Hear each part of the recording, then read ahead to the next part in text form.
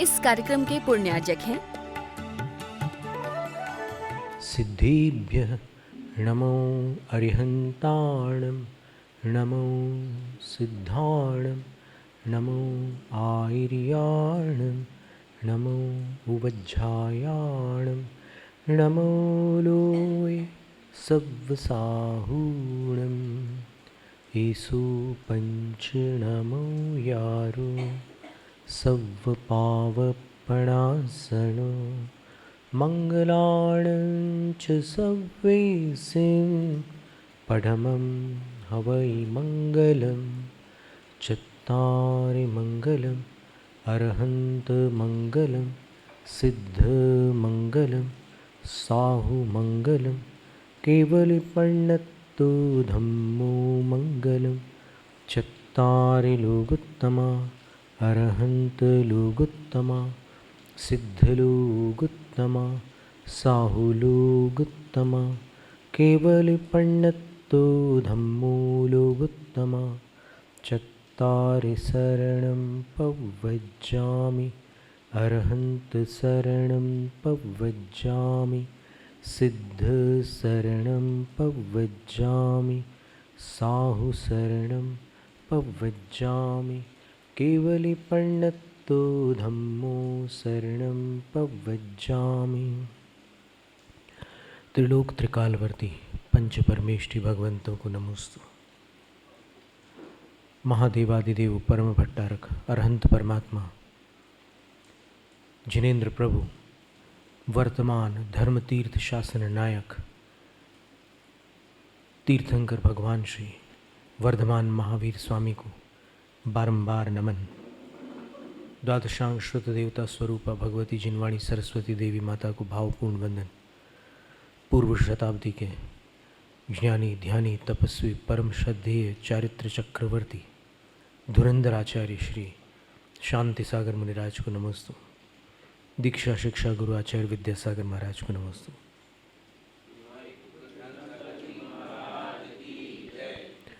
भक्तामर प्रणत मौलिमणि प्रभाणा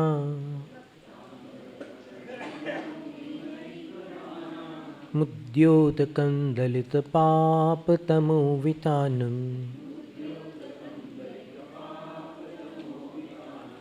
सम्यक प्रणम्य जिनपाद युगं युगादा वालंबनं भवजले पततांजनानां यः संस्तुतः सकलवाङ्मय तत्त्वबोधा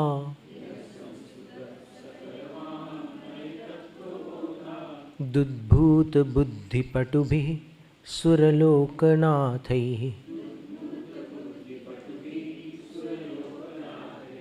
स्तोत्रैर्जगत्त्रितयचित्तहरैरुदारैः स्तोष्ये किलाहमपि तं प्रथमं जिनेन्द्रम् तुभ्यं नमस्त्रिभुवनार्तिहराय नाथ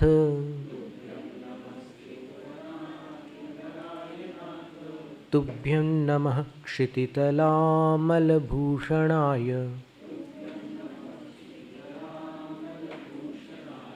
तुभ्यं नमस्त्रिजगतः परमेश्वराय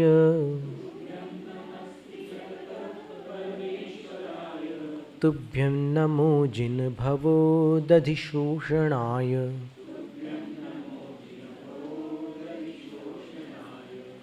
छत्रत्रयं तव विभाति शशाङ्ककान्त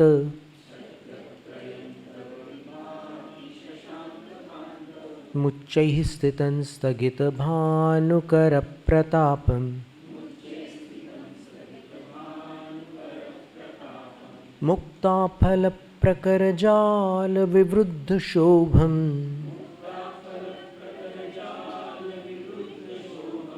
प्रख्यापयत्रिजगतः परमेश्वरत्वम्।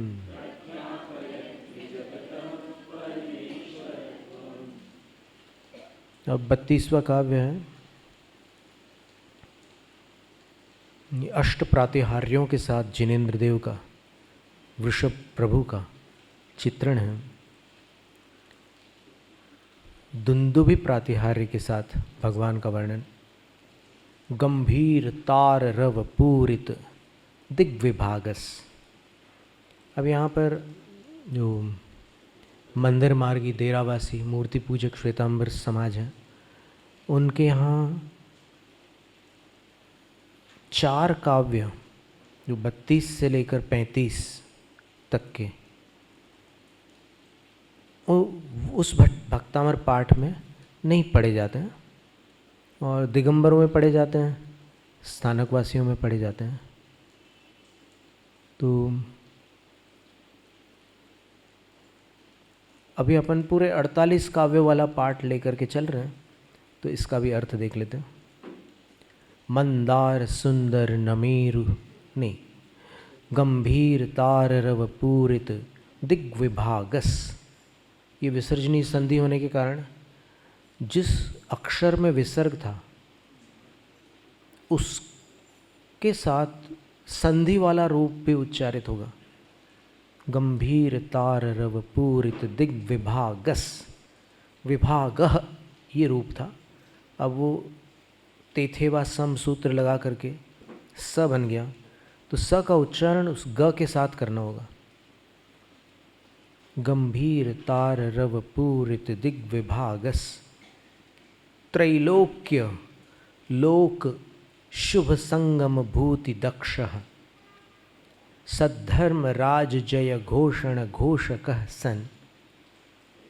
खे दुंदुभिर ध्वनति ते यशसः प्रवादी। गंभीर तार रव पूरित दिग्विभागस।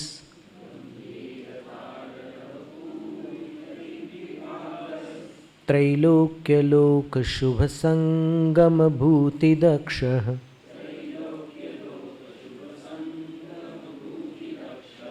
सद्धर्म राज जय घोषण घोषकः सन।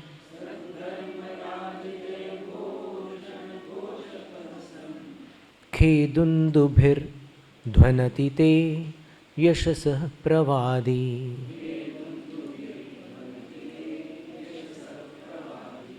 मंद गति से पाठ करते हैं। गंभीर तार रव पूरित दिग्विभागस।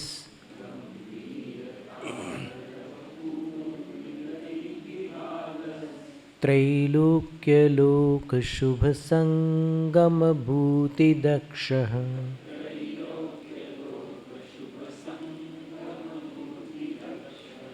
सद्धर्म राज जय घोषण घोषकः सन।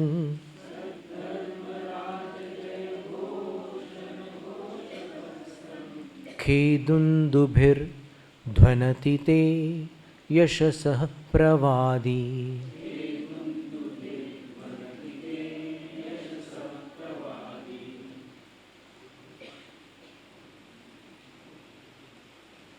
दुंदुभि, ये दुंदुभि प्रातिहार्य होता है।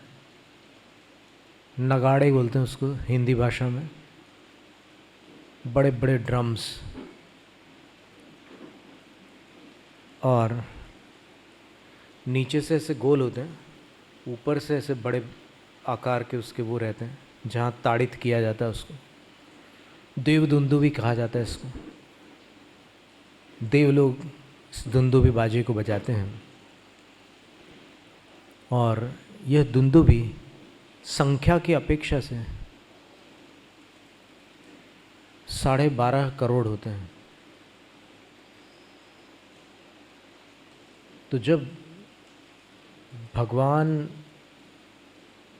समवसरण सहित कहीं विराजमान होते हैं, तो वहाँ ये नगाड़े इतने ज़ोरदार बजते हैं, दूर दूर तक, जहाँ जहाँ तक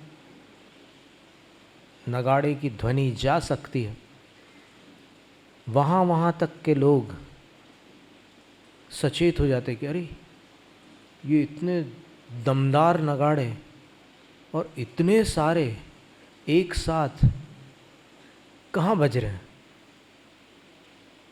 तो उस दिशा में नगाड़े की आवाज़ भरी होती है। इसीलिए प्रथम चरण में आचार्य लिखते हैं, गंभीर तार रव पूरित दिग्विभाग।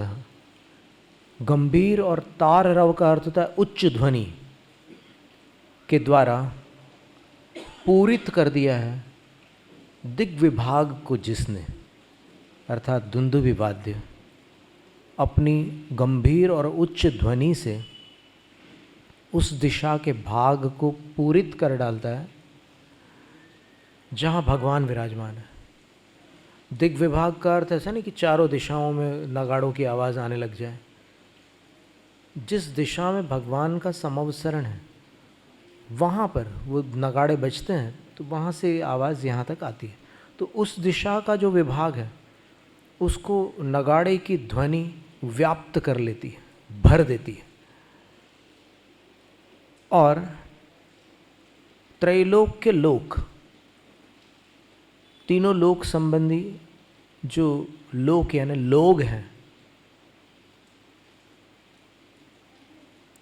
मनुष्य, तिर्यंच, देव,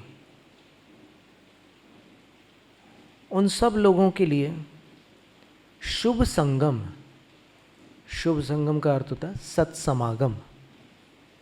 तो उस सत्समागम की भूति में वो दक्ष होता है, नगाड़ा कुशल होता है।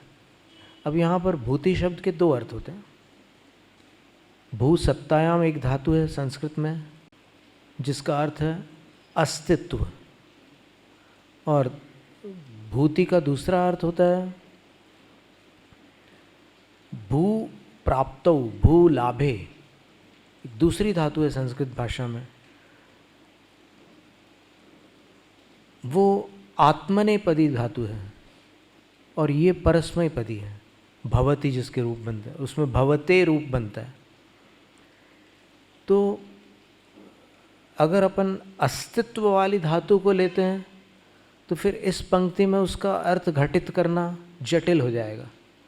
लेकिन अगर प्राप्ति के अर्थ में भू धातु को लिया जाता है तो फिर यहाँ पर बड़ा ही समुचित अर्थ घटित होगा। कैसे? तो तीनों लोगों के लोगों को अर्थात देव, मनुष्य, तिर्यंचों को शुभ संगम की भूति अर्थात प्राप्ति कराने में वो दुंदुभि दक्ष है, निपुण है, कुशल है, पटु है।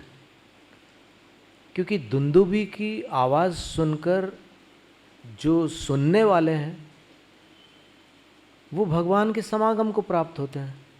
तो भूति का अर्थ प्राप्ति लेना अधिक उपयुक्त है, और भूति का अर्थ मात्र अस्तित्व ले लें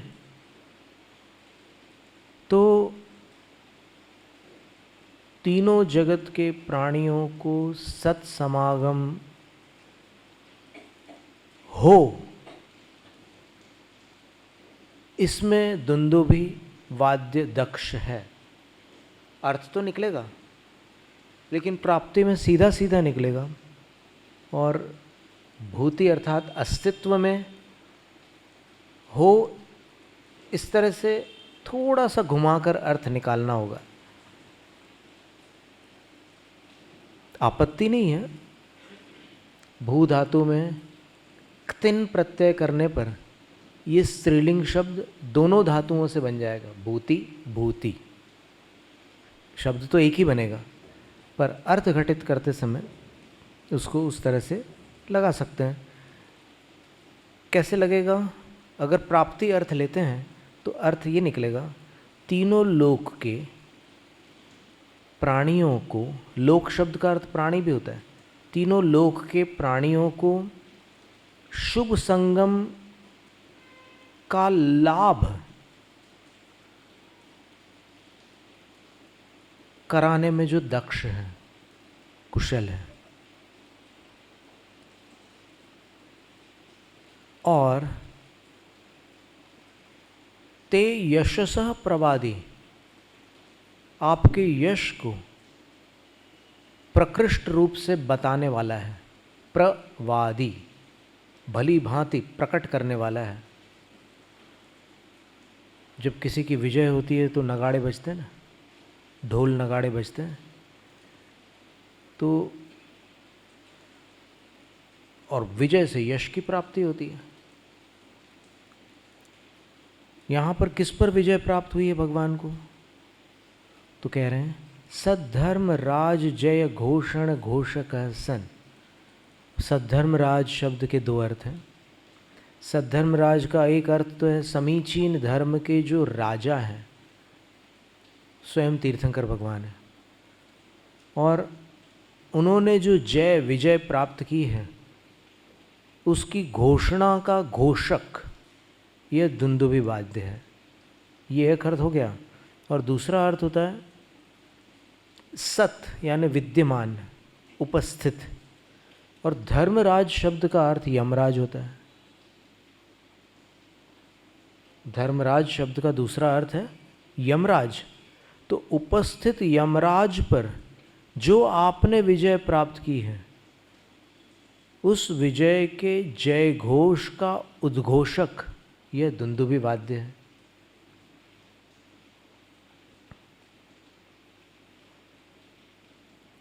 दोनों में से कोई भी अर्थ लिया जा सकता है, अर्थ दोनों निकल रहे हैं। कभी कभी कुछ शब्द ऐसे होते हैं काव्यों में कि द्व्यर्थक होते हैं। वो श्लेष अलंकार के अंतर्गत आने वाले जो शब्द हैं उनके दो दो अर्थ निकलते हैं। तो यहाँ पर भी सद्धर्मराज शब्द के दो अर्थ निकल रहे हैं और दोनों अर्थ तीर्थंकर भगवान में घटित हो रहे हैं। सद्धर्म के राजा और सत यानी विद्यमान, धर्मराज यमराज, ऐसे अर्थ निकलते हैं।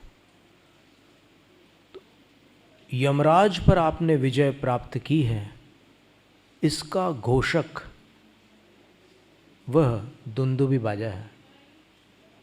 कई स्थानों पर भारत में जब शव यात्रा निकलती है तो बाजे बजते हैं। वो बाजे इस बात के सूचक है कि यमराज ने एक और को पटक दिया। यमराज की विजय के सूचक बाजे बजते हैं। और यहाँ पर समौसरण में जो बाजे बज रहे हैं वो बाजे इस बात को सूचित करते हैं कि यमराज को जिनराज ने पछाड़ दिया। अब यमराज को पछाड़ दिया, इसका अर्थ क्या लेना? क्या भगवान की आयु का क्षय नहीं होगा?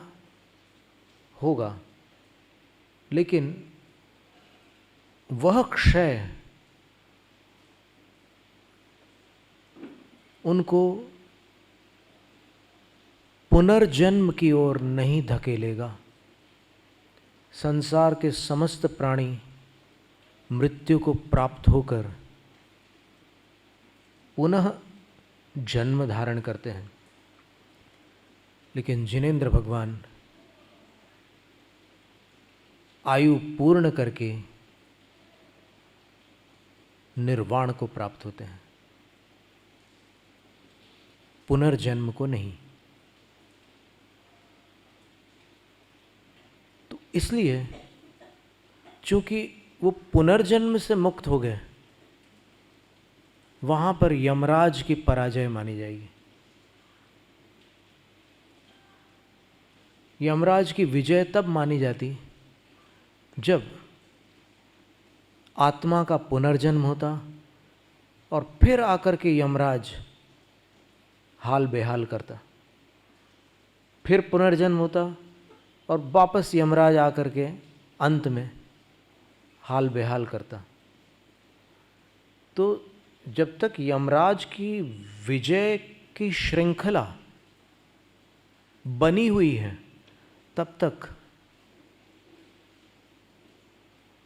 आत्मा की पराजय की श्रृंखला भी बनी हुई है। और जब आत्मा विजेता बन जाती है तब यमराज की पराजय कहलाती है। इसलिए जिनेंद्र भगवान यमराज के विजेता हैं, मृत्यु को जीतने वाले हैं, इसलिए उनका जय घोषक यह नगाड़ा है, दुंदुभी वाद्य। यद्यपि दुंदुभी वाद्य के विषय में जैसे ये बात आई कि वो भगवान का जय घोषक है और भगवान ने यमराज पर विजय प्राप्त की, इसका भी सूचक है, और उस दिशा को भी पूरित करने वाला है जहाँ पर भगवान विराजमान हुए हैं। कल्याण मंदिर स्तोत्र में बताया कि ये नगाड़ा जगाता है। जैसे पूर्व काल में राजाओं के यहाँ जब प्रभात होती थी तब बंदीजन गीत संगीत करते थे, तो उससे उनकी निद्रा टूटती थी। बाजे बजाते थे और गीत गाते थे, तब उन गीतों को सुनकर, वो प्रभाती गीत होते थे, बड़े सुंदर सवेरे गाए जाने वाले गीत होते थे।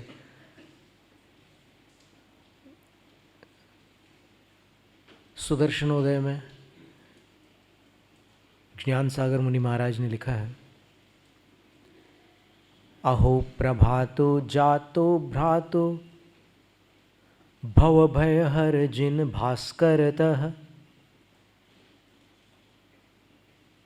भव भय को हरने वाले जिनेन्द्र रूपी सूर्य के कारण प्रभात हो चुकी है, हे भव्य प्राणियों उठो। ऐसी पंक्ति उन्होंने प्रभाती में लिखी है। बहुत सारे प्रभाती गीत होते हैं और उनके राग भी प्रभाती राग होते हैं। राग भैरव है, राग गुजरी तोड़ी है, ये सब प्रभातकालीन राग होते हैं। तो इन रागों में ये प्रभाती गाए जाते हैं। और समूह शरण में जो नगाड़ों की आवाज़ है वो अधिक दूर तक जाती है, क्योंकि वो बहुत बुलंद आवाज़ होती है।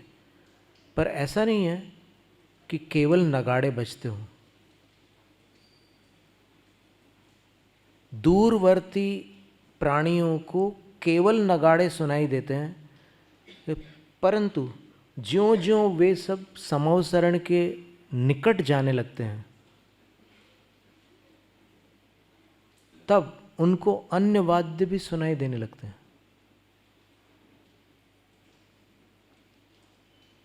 करोड़ों वाद्य वहाँ पर बजते हैं और बड़े तालमेल के साथ बजते हैं। जैसे कभी कभी जुलूस निकलते हैं, उसमें आप अगर 2 या 3 बैंड बुला लो तो फिर तीनों के अलग राग होते हैं, तीनों बैंड अपना राग अलग अलापते हैं। पर यहाँ पर समूह शरण में वैसा नहीं होता। यहाँ पर बिल्कुल एक रूपता रहती है और जिसको बोल सकते हैं अपन परफेक्शन।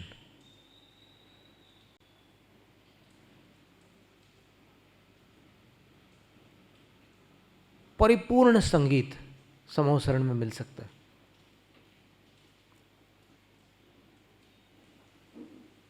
और इतने बाजे जब बजते होंगे तब कैसी ध्वनि आती होगी, अपन कल्पना करके देखें।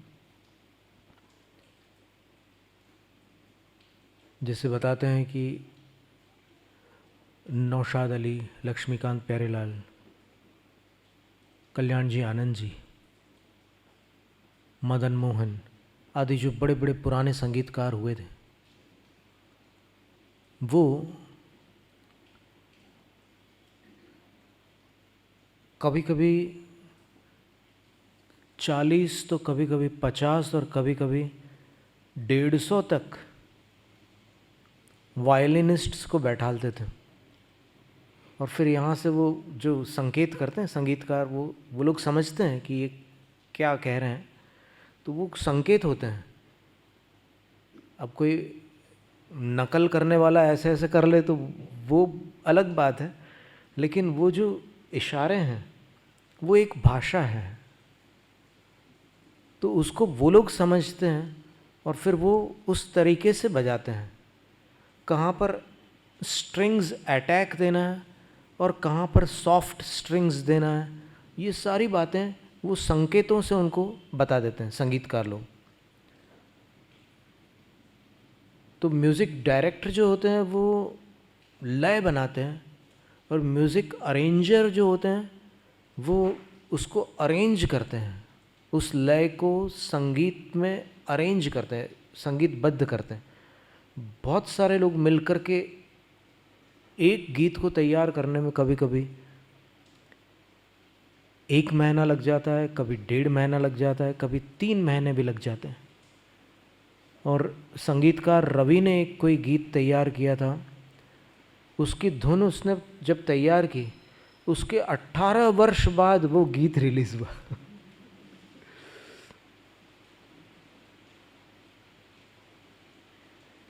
देखो, सुनने वालों के लिए तो मनोरंजन है,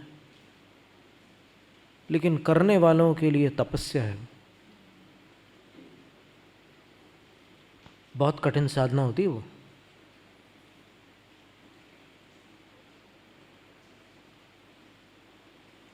तो वो जो, जैसे मान लो 150 स्ट्रिंग्स बज रहे हैं एक साथ, वायलिन्स बज रहे हैं, उसको अगर आप कभी सुनो तो आप अचंभित हो जाएंगे। हमने बचपन में जब पहली बार वो ध्वनि सुनी थी तो हमने पिताजी से पूछा कि ये किसकी आवाज़ है, ये कौन सा बाजा है, ये सितार भी नहीं है, गिटार भी नहीं है, वायलिन भी नहीं है, ये क्या है, हारमोनियम भी नहीं है, वाइब्राफोन भी नहीं है, ये क्या है। तब उनने बताया था कि ये ढेर सारी वायलिन्स एक साथ बज रही है। तो वो जो स्ट्रिंग्स की ध्वनि है वो मनुष्य को अचंभित कर डालती है। और जैसे पूना में एक बार वो प्रोग्राम हुआ था जहाँ पर 2700 सितारिस्ट एकत्रित हुए थे और सब लोग एक धुन बजा रहे थे, तो उसकी जो ध्वनि थी वो श्रोता जानते हैं कि कैसी ध्वनि थी। रिकॉर्डिंग में नहीं आ सकती वो चीज़।